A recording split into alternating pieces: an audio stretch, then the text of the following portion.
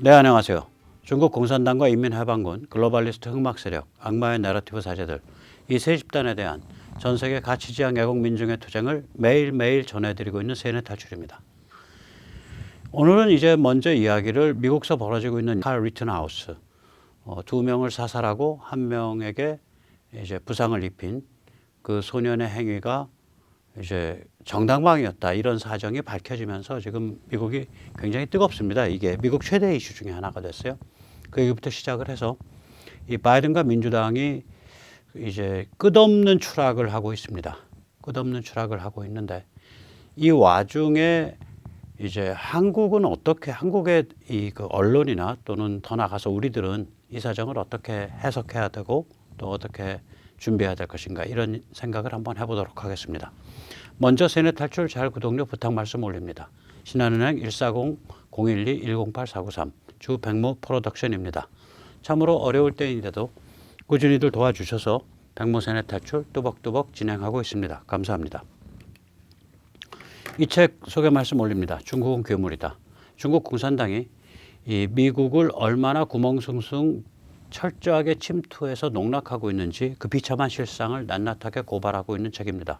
이 책을 읽으시면서 한국이 중국의 마술을 벗어나려면 어떻게 해야 될지 그 생각을 같이 해보는 기회를 가졌으면 좋겠습니다.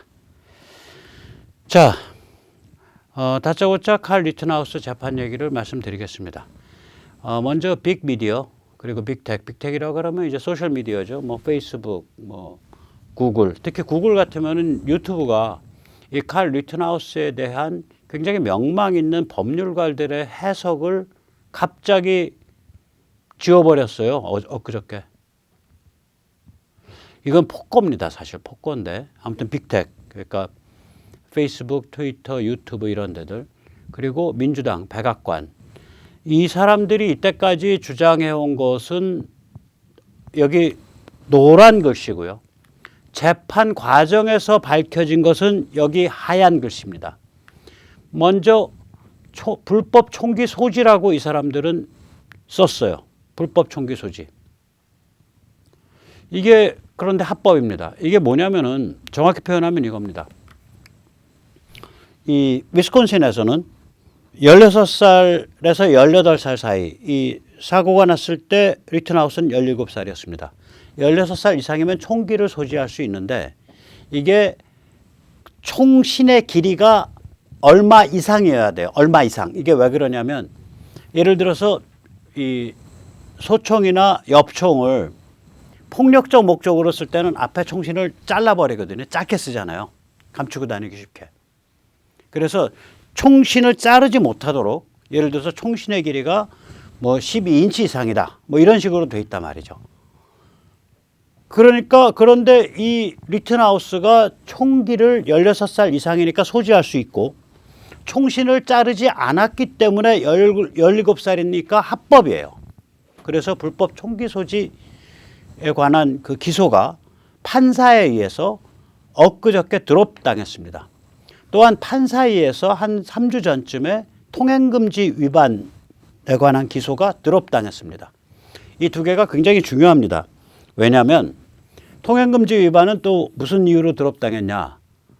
아니, 그 시간에 그때 케노샤에 통금이 내려졌었어요. 이제 그 폭도들의 소요가 있었기 때문에 그 시간에 그 가게 앞에서 가게를 지키려고 서 있었던 상태이기 때문에 통금을 위반하고 배회한 게 아니다. 그래서 이게 통행금지 위반이 드롭당했습니다. 그리고 그 다음에 불법 총기 소지가 드롭당했어요. 그럼 이제 딱 남는 거는 뭐냐면 총 세 명한테 총선권만 남게 돼요. 그래서 클리어링이 다 된 거예요. 이자들은 이제 그 빅미디어, 빅텍, 민주당 백악관은, 이게 특히 백악관이 백인 우월주의라고 표현했어요. 화이트 슈프리머시스트. 17살짜리 소년한테. 그래서 나중에 백악관이 이거 돈 물어줘야 될 겁니다. 민간 무장단체, 즉 밀리시아라고 표현했어요. 백악관이 화이트 슈프리머시스트 밀리시아 멤버라고 얘기했었어요. 17살짜리가 못 잡아먹어서. 그 다음에 이제 이 언론은 이 리튼하우스를 묘사할 때 그러니까 불법으로 총기를 소지한 채 통행 금지를 위반하고 타주, 이게 이제 일리노이와 이 리튼하우스는 일리노이 안티오크에 삽니다. 그리고 사건이 벌어진 건 위스콘신의 케노샤예요. 그런데 안티오크와 케노샤는 같은 생활권이에요. 자동차로 20분밖에 안 걸려요. 30km. 차량으로 20분밖에 안 걸립니다. 30km입니다. 그리고 안티오크가 워낙에 작은 마을이에요. 인구 한 14,000, 15,000밖에 안 되는. 그러니까 케노샤에 와서 일을 해요. 사람들이. 그러니까 그런데 이게 이제 뭐 무시무시한 거죠. 불법으로 총기를 소지하고 주 경계를 넘어서 그 통행 금지를 어겨서 어슬렁거리면서 백인 우월주의 무장단체 멤버인 10대 후반 소년이 누구 쏴 죽일 거 없나 헤매고 다녔다. 이게 얘들이 그려낸 리튼하우스의 모습이에요. 그런데 실제로 보면 이게 접경이고 30km 떨어진 도시입니다. 그리고 리튼하우스가 여기에 가서 아르바이트를 합니다. 이제 나중에 나오지만 이게 이제 발단이 폭도가 불을 지르니까 리튼하우스가 그 폭도 그 몇 명 모여있는 사람들한테 소화기를 갖다 준 게 발단이 됐어요. 그 검사가, 저도 읽다가 참 바보 같은 검사다 했는데, 검사가 야 거기 네 도시도 아니고 남의 불을 지르던 말던 네가 왜 소화기를 그 사람 틀에 갖다 줘? 라고 바보 같은 질문을 하니까 My father lives there. 아빠가 거기 살아요. 아빠가 케노샤 주민이에요. 이렇게 말을 해요. 이 노란 글씨는 뭐냐면 이 백악관이나 빅텍이나 빅미디어 민주당은 17살짜리 애가 총 쏘려고 타겟을 물색해서 배회했다 이건데 실제로는 뭐냐면 가게를 지키려고 가게 앞에 서 있었고 조금 떨어진 곳에서 뭐 한 50m, 100m 떨어진 곳에서 폭도들이 불을 지르는 현장에 소화기를 갖다 준 것이에요. 그리고 이제 그 로젠바움이라고 그 이제 무장하지 않은 그리고 위해를 가하지 않은 사람을 그냥 다짜고짜 쏴주겠다. 그 첫 사살을 그렇게 묘시하는데 실제로는 이 숨진 로젠바움이 아동 강간범이에요. 그리고 조울증 환자고요. 조증, 우울증 이해되잖아요. 우울증 상태에서 자살을 시도해서 강제 입원 당했다가 퇴원한 지 얼마 안 된 상태예요. 즉, 이 자살 충동이 있는 상태예요. 그리고 낮에 쇠사슬로 위협을 하고 지나갔어요. 여러 번. 너희들 말이야. 그 몇 명이 이제 그 경비원들이 서 있으니까 경비하는 자원봉사자들이 너희들 나랑 따로 부닥치면 죽을 줄 알아. 이 개땡땡들 이러면서 쇠사슬로 위협을 하면서 지나갔어요.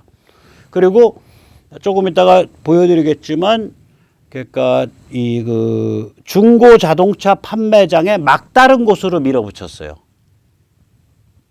더 도망갈 데가 없는. 그리고 총을 잡고 총을 뺏으려 시도를 했어요.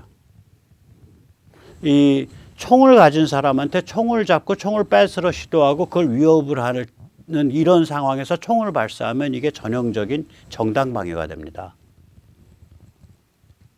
그래서 이 착한 사람을 그냥 다짜고짜 쏴주겠다가 아니라 이제 오늘 이제 국내 언론에선 공개 안 된 거죠. 당연히. 보면은 막 쫓아가요. 그럼 애가 막 도망가면서 이제 여기는 안 나오는데 여기 제가 묵음 처리해 놔가지고 총소리가 땅땅 뒤에서 나요. 애를 보고 쏜다고 누가. 그 도망가다가 자기는 딱 도른 상태에서 총불이 딱 잡으니까 이 사람이 자기 총 쏜 사람이라고 생각할 거 아니에요. 자기 죽이려고 협박했던 사람이고 그냥 쏴버렸다고요. 거기서 첫 사람이 죽어요. 그러고 나서 그 자동차 사이로 빠져나오는데 이제 또 폭도가 덮쳐갖고 넘어진 거를 스케이트보드로 그 두 번째 사람은 스케이트보드로 찍고 두 번 찍고 머리 얼굴을 발로 차고 총을 뺏으려고 이 총이 이제 멜빵으로 걸려 있는데 멜빵을 잡고서 총을 끌으니까 그때 누운 상태에서 쏴가지고 두 번째 사람이 숨져요. 그 상태에서 엉거주춤하게 일어나려 그러니까 세 번째 사람이 총 없어 하면서 손 흔들면서 간 다음에 총을 꺼내갖고 겨누니까 그때 쏴서 세 번째 사람 상박의 한 절반쯤 날아가요. 이두박근이, 바이셉이. 그런데 이 세 번째 사람은 불법 무기 소지고요. 불법 무기 은닉이고요. 이 무기를 소지한 것과 무기를 안 보이게 감춘 것은 다르다 그러더라고요. 그래서 무기를 은닉할 때는 무기 은닉 면허가 따로 있어야 돼요. 무기도 불법이고 은닉 면허도 없고. 그리고 총 없다는 듯이 손을 들고 저기 뭐야 이렇게 접근했다가 갑자기 권총 꺼내갖고 쏠라 그랬단 말이죠. 이 흰색이 다 현실로 드러난 거예요. 법정에서. 제가 보기엔 두 번째, 세 번째는 이건 전형적인 정당방위고요. 첫 번째가 정당방위냐 아니냐. 그런데 여기서 처리 안 됐지만 도망가면서 나 적이 아닙니다. 적이 아닙니다. I'm friendly라는 거 외치면서 도망가고 그 뒤에서 총소리 나고 이런 상황. 그리고 그 죽은 사람이 로젠바움이라는 아동 강간 전과가 있고 정신병을 앓고 있는 그 사람이 총을 뺏으려고 잡고 이게 이런 그 증언과 비디오가 나온 거예요. 자, 그래서 이 카일 리튼하우스 재판이 지금 미국을 전역을 뜨겁게 달구고 있고 미국 사람들이 야, 저 17살짜리 정말 침착하게 했다. 그러니까 뭐냐면은 정당방위가 아닌 상태, 겁이 질려 있는데 정당방위가 아닌 상태, 즉 다시 말하자면 막 겁이 나가지고 다다다다다닥 갈긴 이런 게 없어요. 맨 마지막 순간에 가서야 총을 쐈고 총을 쏘면 반드시 상대방을 맞췄고 2명은 죽었고 1명은 이두박근이 한 반의 반근쯤 날아갔어요. 한 150g쯤. 총이 이렇게 스치고 지나가서. 그러니까 굉장히 침착하다 이런 게 보입니다. 자, 직접 한번 보십시오. 직접 한번 보십시오.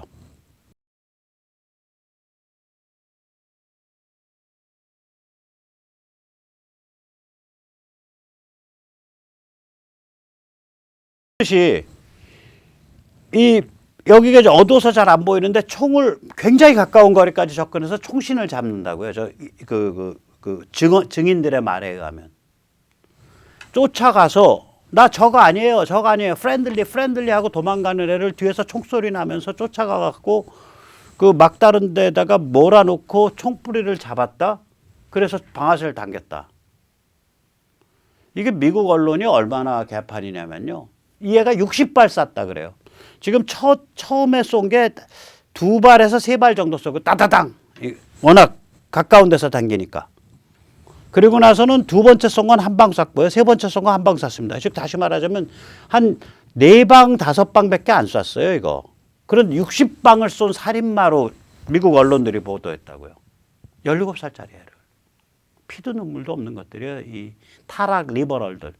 이 좌빨 타락 리버럴들 이것들 인간이 아니문이다 라고 생각을 합니다. 아까 이제 케노샤 이게 이제 오른쪽에 있는 게 위스콘신 케노샤고요. 가운데 아래에 있는 게 일리노이 안티옥입니다. 이 소녀는 안티옥에서 살고요. 이게 구글 지도죠. 29분 21.1마일 우리로 치면 30km. 그리고 안티옥은 인구가 14,000명밖에 안 되는 조그만 우리로 치면 우리 면 정도가 인구가 한 14,000 돼요. 큰 면들이. 그거밖에 안 되고요. 케노샤는 인구가 10만 되는 소도시예요. 그리고 이게 이제 오데오죠. 그 호수. 그 호숫가에 있으니까 거기는 이제 물류도 있고 이러니까 거기 가서 일할 게 많잖아요. 케노샤에. 그래서 30km 다니면서 일도 하고 그러는 거예요. 고속도로 I-94, 인터스테이트 94번 타고 가서 다니겠죠. 뭐 고속도로 일부 타고 이제 지방도로 2번 타고 그러고 가는 것 같아요. 그 검사가 아주 깨죽났어요. 너 남의 도시 가서 네 도시도 아니고 왜 주경계를 넘어서 주경계 같은 생활권인데 주경계 넘는 게 무슨 불법이에요? 남의 도시 가서 폭도들이 불 지르니까 왜 거기다가 네가 저기 그 소화기 갖다 줘 그러니까 거기 우리 아빠 사는 도시예요. 내 도시다 이거 내 도시. 자기 아버지한테 총 쏘는 거 배웠을 거예요. 자, 이 사정이 이래가지고 지금 칼 리트하우스가 지금 이제 현지 날짜로 화요일부터 이제 그 배심원들이 판결 회의에 들어갑니다. 제가 보기에는 유죄 나올 가능성은 거의 없고요. 무죄가 나오든지 아니면 헝주어리, 그러니까 판결 결론 불발이 될 것 같아요. 일단 결론 불발되면 아마 다시 재판 다시 할 거예요. 결론 불발되든지 아니면은 무죄 나든지 그럴 것 같은데 이런 상태에서 이 좌파 지도자 빌 애크먼이라고 뭐 재산이 한 10조 원쯤 되는 그런 아주 그 부자가 있어요. 부자인데 좌파예요. 유대계 헤지펀드 오너고요. 얼마나 좌파냐면 낙태 자유와 프리페어드 퍼렌트후드 뭐 이런 거 운동에 큰손 뒷배입니다. 이쪽 운동에 제일 돈을 많이 지르는 부호 중에 한 명이에요. 빌 애크먼이 트위터에 이렇게 썼습니다. 리튼하우스 재판을 자세히 들여다봤다. 그는 진실되다. 정당 방위다. 그는 시민 정신이 드높은 애국자이다. He's a civic-minded patriot. 그는 공동체를 보호하고 소방 자원봉사자로 일했으며 증오심에 가득 찬 낙서, 그래피티라 그러죠. 벽에다가 이렇게 스프레이를 뿌린 거. 증오심에 가득 찬 낙서를 지우는 활동을 해왔으며 문제의 그날 밤엔 사업장을 보호하는 활동을 했다. 우리가 직접 말하는 진실은 언론 보도와 여론 주도자들로부터 받아들였던 것과는 사뭇 다르다. 이게 핵심이에요. 언론 너희 거짓말했다 이거야. 논설 쓰는 너희 거짓말했다 이 소리야 이게 지금. 항상 언론 보도가 정확하지 않다는 데에 대해 실망했었는데 이번에도 그렇다. 편향된 언론과 편향된 정치가 우리나라와 우리 삶을 파괴한다. 이때 편향됐다라는 건 내로남불식 진실을 가리는 언론을 얘기합니다. 내로남불식 진실을 호도하는 그런 정치를 얘기합니다. 대장동 정치를 얘기하는 거죠. 부산 LCT 정치, 부산 저축은행 정치 이런 거죠. 아직 모든 것이 밝혀진 것은 아니지만 리튼하우스가 무죄 판결을 받을 것으로 믿는다. 이제껏 언론이나 소셜미디어에서 이야기된 것과 다른 재판 결과가 나오면 종종 폭력 사태가 벌어지곤 한다. 지금 캐노샤에 저거 나올까봐 무죄 나올까봐 그래서 폭동 일어날까봐 그 주방위군 국가방위군 예비군이 500명인가 배치돼 있어요. 리튼하우스의 인생 전체가 위협받고 있다. 공정한 재판이 이루어져야 한다. 그래야 정의가 산다. 재판에 정치가 끼어들어 죄 없는 사람에게 유죄 선고를 내리는 일이 없어진다면 세상이 좋아질 것이다. 갑자기 이 타락 리버럴 좌파 지도자 돈 많은 부호가 정신 들은 소리를 쓰는 거예요. 좋게 보면 리튼하우스가 당하고 있는 이 어려움 때문에 이 사람이 철이 들은 걸 수도 있고 악의적으로 해석을 하면 아주 그 지능적 좌파 타락 리버럴이어서 이번 싸움에서 자기 진영이 리튼하우스한테 누명을 씌워서 잡아 죽이려고 했던 게 실패하는 그 과정에서 나는 면죄야.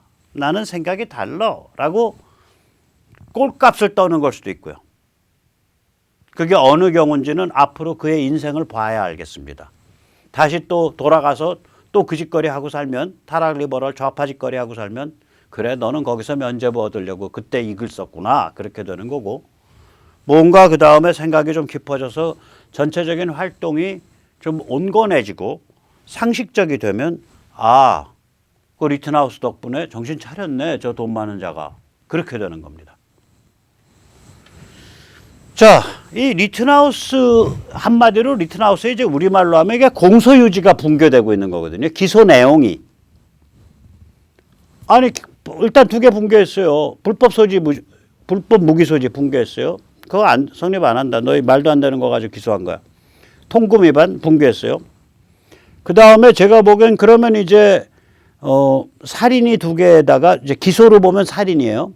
살인 미수가 한 건인데 두 번째, 세 번째는 이건 정당방위인 게 확실해요. 그거 가지고는 살인 유죄 못 합니다. 그러니까 이게 각각을 다 편결해야 되거든요. 이제 첫 번째 게 문제가 돼. 로젠바움. 첫 번째 거도 아까 보셨지만 그거 자세히 그 컷 바이 컷으로 나눠서 보면 손 뻗어서 잡으려 그러고 이게 다 나온단 말이에요. 증언도 있고. 그러니까 이게 이제 공소가 붕괴하는 거예요. 공소 유지가 안 된다 그러죠. 우리 그 법조계에서는 이런 경우를. 자, 공소 유지가 안 되는 이 꼬라지, 이 검찰의 꼬라지가 꼭 바이든과 민주당 지금 닮았습니다. 바이든과 민주당의 이 캐노샤 검찰 꼬라지랑 똑같아요. 지금 아이오와는 아시다시피 대표적인 그 배틀그라운드 스테이트입니다. 저기가